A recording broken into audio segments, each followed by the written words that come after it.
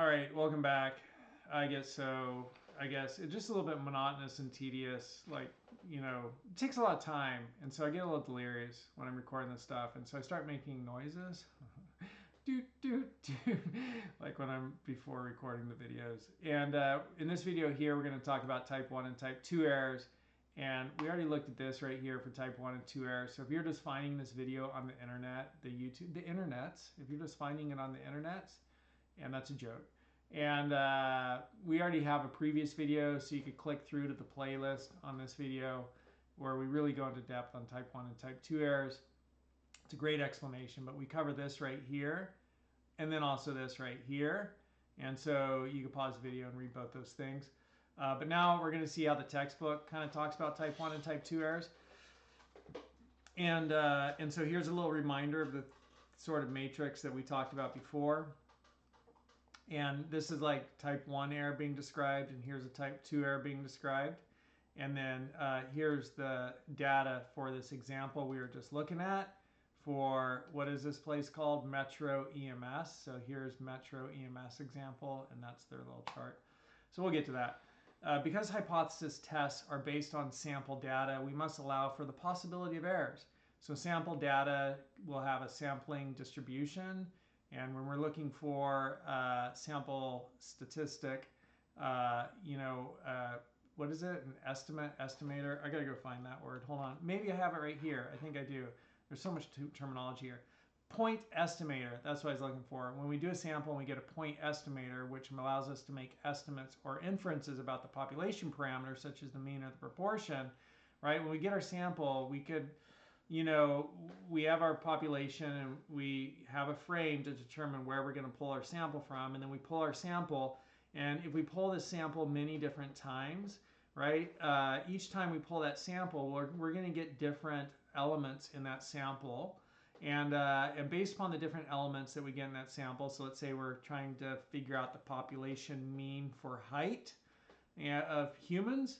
We create a frame to determine which humans are we going to select, and then we select from that frame certain humans, make our sample, and then sometimes our sample might give us a sample mean as a point estimator of the population parameter mean, right? And that sample mean might be 6 foot one times. It might be 5'6" another time. A third sample might have a sample mean of 5'8". So many different samples we will have sample means, and those sample means will have a sampling distribution from all the different sampling we've done. And so that sampling distribution of sample means, we could figure out the mean of all of our sample means, right? And so we're figuring out statistics on our statistics, right? And then that mean of all of our sample means, we could figure out the standard deviation also. We could see how much it deviates, and then we could create, probability intervals where we have like a confidence interval, which is a range of values, and then a confidence level that says we're 95% confident that the population mean is going to be within this confidence interval, this range of values. Okay, so that's kind of how that works. And hypothesis tests are based on sample data. We must allow for the possibility of errors. So there could be all kinds of errors. One type of error, type 1 error, is rejecting the null hypothesis when it is true. And so rejecting the null hypothesis when it's true, type 1, means that there's like one person who stepped out and said, hey, the null hypothesis, reality as it is, the status quo, the current state, one person has stepped out and said that that is not correct, when in reality it is, right? That's the mnemonic device we built, or ChatGPT came up with, and I quite like it. So, if we reject the null hypothesis, but the null hypothesis is actually true in reality, right, then we've made a type 1 error. And so that's type 1. The probability of making a type 1 error when the null hypothesis is true as an equality is called the level of significance. Why do they call it the level of significance? Well, if you remember our vocabulary up here, we have the level of significance right here, which is alpha. So the probability of making a type 1 error when the null hypothesis is true, and just, you might be watching this video and be like, wait, here's alpha, level of significance, And alpha, our level of significance, I think I have this still pasted. Nope, that's not what's in memory. Here I have it right here, which is why I put it there. I'm just going to copy that and bring it up here because that's kind of good to have there. And I'll just put this there. And this gives us a little visual clue on things. But here, our level of significance are alpha, right? So our confidence interval would be like this area here, from here to here. And that's going to be like, here's our sampling mean.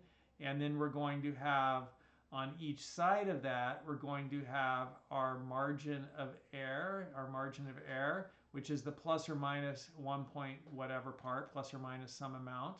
And so that margin of error will be calculated by the number of standard deviations multiplied by our standard error. And our standard error is our standard deviation for our sampling data. And so that is like the confidence interval, and we'll have a certain confidence that the population mean falls within this sampling data's interval, right? So we might say 95% or 99% confidence. That'll be our confidence level or our confidence coefficient right here. And then the level of significance is going to be, if this is 95%, we're 95% confident that the population mean falls within this range surrounding our sampling data sample mean, right? Then we'll have, if this is 95% and everything under this curve is 100%, then these two tails will be 5% when added together. So it'll be the alpha, the little figure there, divided by 2. 5% divided by 2 is 2.5%. 2.5%. So we'll have 2.5% here, 2.5% here. And that's known as our alpha, or our level of significance. And so here we have the probability of making a type 1 error when the null hypothesis is true as an equality, right? So like equality is called the level of significance. Level of significance. I don't think I need equality highlighted there. And so the level of significance means that, like, this here is our probability that, you know, type 1, this here is our probability that the null hypothesis is true. And a type 1 error will be that we actually choose somewhere out in one of these tails. We choose that it's not true, right? We reject it, but actually it was true. And so that's a type 1 error, and it's the probability, so we'll put here the probability of making a type 1 error, and I'm gonna change that color. I'm just gonna make it like blue. There we go. The probability of making a type 1 error, when the null hypothesis is true as an equality is true, and I'm just gonna take out as an equality. Like, I think that's unnecessary. Maybe it's necessary, not at our level. But when you make a type 1 error, you reject the null hypothesis when it's true, right? That's called the probability of making a type 1 error when the null hypothesis is true is called the level of significance. So you could even just say the probability of making a type 1 error, because type 1 error is rejecting the null hypothesis is true. So we're just going to say the probability of making a type 1 error is called the level of significance. I like that much better. And applications of hypothesis testing that only control the type 1 error, often called significance tests. So, all right, that's fine. So a significance test, like, why do they call it that, right? Why do they call it that? Because if we go back to our definitions here, level of significance, right? It's the level of significance. So that's, it really doesn't show us that much more going there. But the level of significance, it's just like, it's a significance test. You're testing applications that only control type 1 error. So you're trying to control a type 1 error. That's a significance test. That's what they call it. All right. Now, type 2 error is accepting HO null hypothesis when it is false. So remember, our mnemonic device for a type 2 error is that it's right here. So you could pause the video, you could read it, and you could pause the video right here, and you could read it. And I guess we'll read it. I'm going to explain it, then we'll read it. So type 2 error is that things have changed. Reality is totally different. This is the mnemonic device. Yet there are two people who are just holding on to the way things were, and they're saying reality hasn't changed. And so what that means is that things have changed, which means the null hypothesis is false. But there's two people who are holding on to that, saying the null hypothesis is true. So accepting the null hypothesis when reality, the population condition, is that it is false, is a type 2 error. Okay? And so that's what our mnemonic device says. Type 2 error, you fail to reject the null hypothesis when it's false. Okay, so you fail to reject the null hypothesis when it's false. So that's right here, right? So the null hypothesis is false. That's the population condition. That's reality. It's false. And you fail to reject it, which means you accept it. Statistics is weird, right? The fact that they use this convoluted language, you fail to reject the null hypothesis means that you accept. You accept the null hypothesis. It's weird. Statistics is weird, man. They talk about it just weird. So you accept the null hypothesis when it is false, right? So you accept it and it's false, and we might like, you know, we might take that language and put it in there maybe, but so you fail to reject the null hypothesis when it's false. This means you're saying nothing has changed, status quo remains, but in reality things have changed. Mnemonic type 2 is stuck in the past. Imagine two people still standing in place even though the world around them has moved forward. They're stuck, refusing to recognize that reality has changed. Visualize two people standing still, not recognizing the change, but the world has moved on to something new. Simplified mnemonics type 2, stuck in the past, failing to recognize the change. Type 2 error, you're stuck, thinking nothing has changed, but reality has moved forward. So those are the mnemonic devices. I like them. I like them quite a lot. It's difficult to control the probability of making a type 2 error. Let's think about that. Like, why would it be difficult to control that, you know, you're still seeing things the way they are, even though it has changed? I don't know. I don't know why that'd be difficult.